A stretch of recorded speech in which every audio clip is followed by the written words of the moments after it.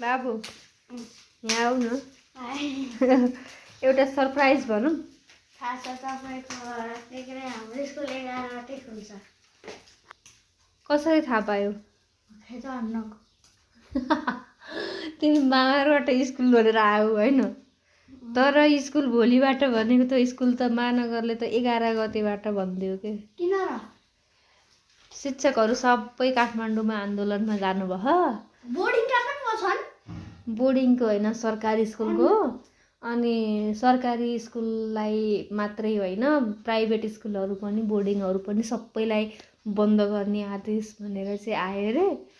अनि त्यसपछि महानगरले पनि नोटिस निकाल्यो कस्तो कस्तो लाग्यो तिमीलाई जेठसम्म नसकिदियो हुन्थ्यो नि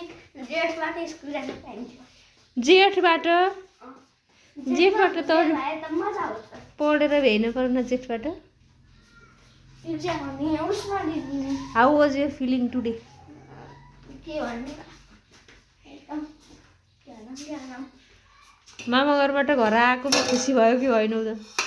उहाँ पनि कति बस्ने हो र घर आउने बित्तिकै अर्को खुसीको खबर भयो होइन ए बा तिमी त कस्तो रहेछौ भाइ तिमी मोटाइकी रहेछौ क्या मामा घरबाट हो मोटाइकी हौ यता हेर त यहाँनिर आऊ त त्यहाँबाट सिधा यता हेर त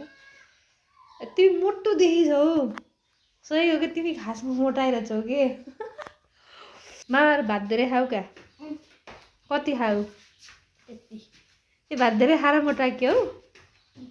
बिस्कुट खान पाइएन होला नि त चाउचाउ बिस्कुट बाबाले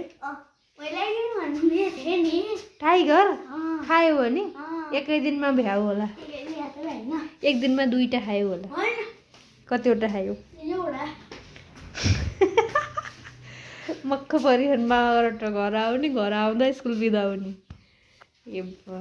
5 क्लासमा पढ्ने मान्छे अरे हाँस त